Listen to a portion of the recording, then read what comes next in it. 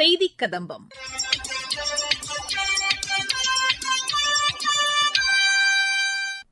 இன்றைய செய்திக் கதம்பத்தில் காரைக்காலில் நடைபெற்ற மத்திய அரசின் பல்வேறு திட்டங்கள் குறித்த ஊடக பயிலரங்கில் தகவல் ஒலிபரப்புத்துறையின் தென்மண்டல தலைமை இயக்குநர் திரு பழனிசாமி பங்கேற்று பேசிய உரை, இந்தியா ஐரோப்பிய யூனியன் இடையேயான வர்த்தக ஒப்பந்தம் காரணமாக திருப்பூர் மாவட்டத்தில் ஏற்றுமதி வாய்ப்புகள் குறித்து எமது செய்தியாளர் வழங்கும் செய்தி தொகுப்பு மற்றும் மத்திய அரசின் சமூக வலைதள பதிவுகள் உள்ளிட்டவை இடம்பெறுகின்றன. மத்திய அரசின் பல்வேறு திட்டங்கள் மற்றும் வளர்ச்சிப் பணிகள் குறித்த ஊடக பயிலரங்கம் காரைக்காலில் நடைபெற்றது. இதில் பங்கேற்று உரையாற்றினார் தகவல் ஒலிபரப்புத்துறையின் தென்மண்டல தலைமை இயக்குநர் திரு பழனிசாமி. அவர் பேசுகையில், செய்தியை கொடுத்தாலும் சரி, செய்தியை நீங்க சேகரிச்சு அதற்கப்புறம் மக்களிடம் கொண்டு போய் சேர்க்கும் பணியாக இருந்தாலும் சரி, சரியாக இருக்கிறது. இரண்டாவது, இன்றைய காலகட்டத்தில் மிகப்பெரிய அச்சுறுத்தல் என்றால் தவறான செய்தி செல்ல முடியாது, ஆனால் உங்கள் மூலமாக மக்களுக்கு செல்ல வேண்டும். மத்திய அரசினுடைய முக்கியமான செயலாக்க திட்டங்களை ஊடகங்கள் வழியாக மக்களுக்கு கொண்டு சேர்ப்பதில் எவ்வளவு முனைப்போடு நாங்கள் இருக்கிறோமோ அதை விட அதிக முனைப்போடு நீங்கள் செயல்பட வேண்டும் என்பது முக்கியமான கருத்தாகும்.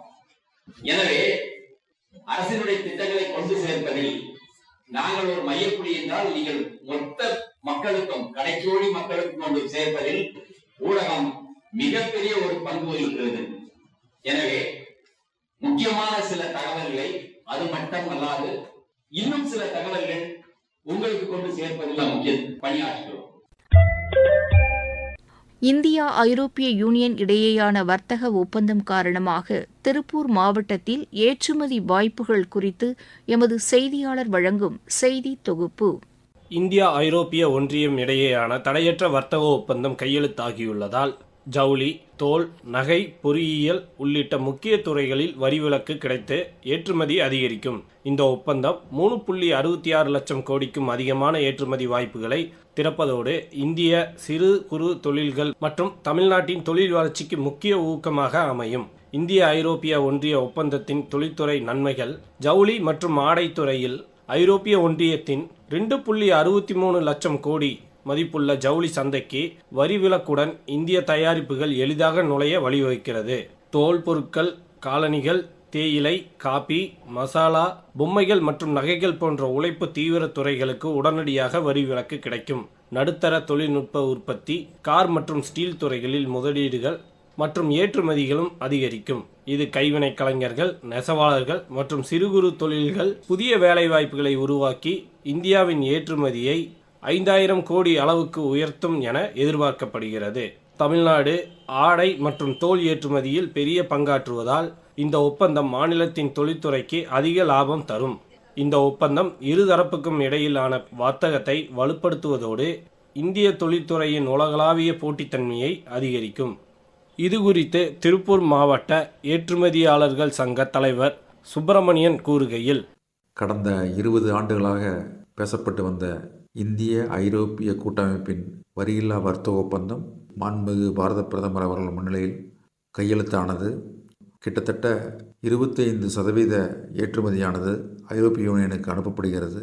இந்த வர்த்தக ஒப்பந்தத்தால் ஒரு 15% ஏற்றுமதி கூடும். இதன் காரணமாக ஃபாரின் வருமானம் அதிகமாகும், வேலைவாய்ப்பு பெருகும், தொழில்துறை பணப்புழக்கம் அதிகமாகும். இந்த அருமையான திட்டத்தை திருப்பூர் ஏற்றுமதியாளர் சங்கத்தின் சார்பாக மிகுந்த மகிழ்ச்சியும் வரவேற்பும் அளிக்கின்றோம். திருவாரூர் தமிழ்நாடு மத்திய பல்கலைக்கழகத்தில் NAP 2020 சிறப்பாக செயல்படுத்தப்பட்டு வருவது குறித்து பல்கலைக்கழக துணைவேந்தர் திரு கிருஷ்ணன் அளித்த பேட்டி. மத்திய அரசினால் நடத்தப்படும் இந்த மத்திய பல்கலைக்கழகம் NAP 2020 அருமையாக செயல்படுத்திக் கொண்டிருக்கின்றோம். அதன் விளைவாக மாணவர்கள் மற்றும் ஆசிரியர்கள் பல பலன்களை பெற்று வருகிறார்கள். இன்று அந்த NEP-யினுடைய 2020 முக்கிய குறிக்கோளாக எல்லா துறைகளை சார்ந்த படிப்புகளும் 4 வருஷ படிப்புகளாக மாற்ற இருக்கின்றோம். இதை இன்டகிரேட்டட் அண்டர் கிராஜுவேட் புரோகிராம் என்று குறிப்பாக சொல்லப்படுகிறது. இதை படிக்கும் மாணவர்கள் மாணவிகள் அத்துணை துறையிலுமே சிறந்து விளங்க வேண்டும் என்ற குறிக்கோளுடன் இதை ஆரம்பித்திருக்கிறார்கள். அந்த ஆரம்பத்தின் வழியாக நாங்களும் இதை முயற்சி செய்து இந்த வருடத்தில் இருந்து அதை நடத்த இருக்கின்றோம்.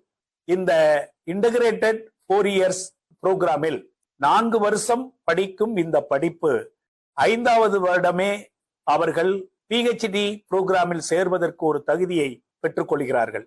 CGPA என்று சொல்லப்படும் கிரெடிட் கோர்ஸ்களால் கணக்கிடப்படும் அந்த CGPA யாருக்கு 7.5க்கு மேல் இருக்கிறதோ அவர்கள் மட்டும் 4 வருஷ படிப்பை முடித்தவுடன் மேற்படிப்புக்கு சென்று கொள்ளலாம். இதை தவிர மீதி இருக்கும் மாணவர்கள் இந்த 4 வருட படிப்பை முடித்தவுடன் அவர்களுக்கு வேண்டிய வேலைகளில் சேர்ந்து கொள்ளலாம். அவர்கள் MSc போன்ற மேற்படிப்பு வேண்டுமானால் 1 வருஷ MSc or MA போன்ற துறைகளிலே தங்களை தேர்வுபடுத்தி அந்த பட்டங்களையும் பெற்றுக் கொள்ளலாம்.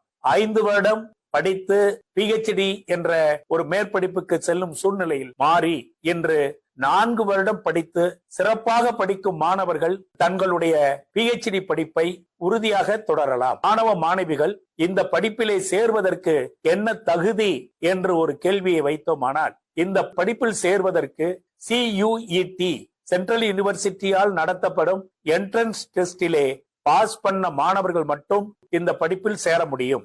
இந்த பல்கலைக்கழகம் என்ன செய்கிறது என்று கேட்டால், முதலில் இந்த நுழைவுத் தேர்வை தமிழில் எழுதலாம் என்ற மதிப்பை பெற்று பெருமையை பெற்று இன்று நுழைவுத் தேர்வுகளை நடத்தி கொண்டிருக்கின்றோம். அதாவது ஒரு ஆசிரியர் ஆவதற்குள்ள தகுதியை பெற வேண்டுமானால் எங்களிடம் BS B.Ed BA B.Ed என்ற தனி படிப்புகளும் இந்த பல்கலைக்கழகத்திலே இருக்கின்றன.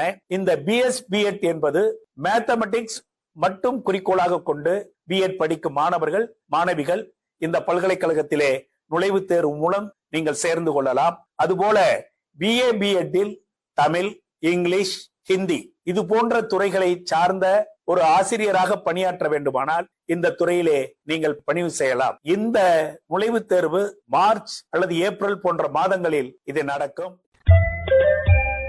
மத்திய அரசின் சமூக வலைதள பதிவுகள் சுயசார்பு இந்தியா என்ற இலக்குடன் நாடு உறுதியுடன் தொடர்ந்து செயல்பட்டு வருவதாக குடியரசுத் தலைவர் திருமதி திரௌபதி முர்மு கூறியுள்ளார். நாட்டின் வளர்ச்சியில் மகளிர் பங்களிப்பை அதிகரிக்கும் வகையில் மகளிர் சுய உதவிக் குழுவில் 10 கோடி பெண்கள் இணைந்துள்ளதாகவும் குடியரசுத் தலைவர் தெரிவித்துள்ளார்.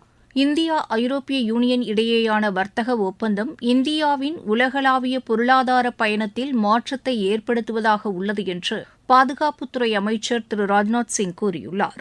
சூரிய சக்தி மின் உற்பத்தியில் நாடு விரைவான வளர்ச்சி கண்டு வருவதாக மத்திய அமைச்சர் திரு பிரல்ஹாத் ஜோஷி கூறியுள்ளார். பிரதமரின் சூரியகர் திட்டத்தின் மூலம் மக்கள் மின் உற்பத்தியாளராக மாறி வருவதாகவும் வீடுகளில் மின் கட்டணங்கள் குறைந்துள்ளதாகவும் அமைச்சர் கூறியுள்ளார். சுதந்திர போராட்ட வீரர் லாலா லஜ்பத் ராயின் பிறந்த தினத்தையொட்டி நாடாளுமன்ற மைய மண்டபத்தில் உள்ள அன்னாரது திருவுருவப் படத்திற்கு மக்களவைத் தலைவர் திரு ஓம் பிர்லா, மத்திய அமைச்சர் திரு JP நட்டா மற்றும் நாடாளுமன்ற உறுப்பினர்கள் மலர் தூவி மரியாதை செலுத்தியதாக மக்களவைச் செயலகம் தெரிவித்துள்ளது. நாடு முழுவதும் உள்ள மாணவர்களுக்கு நம்பிக்கை மற்றும் தெளிவை ஏற்படுத்தும் வகையில் பிரதமர் திரு நரேந்திர மோடி பங்கேற்கும் பரீக்ஷா பே சர்ச்சா நிகழ்ச்சி அமைந்துள்ளதாக மத்திய கல்வி அமைச்சகம் தெரிவித்துள்ளது.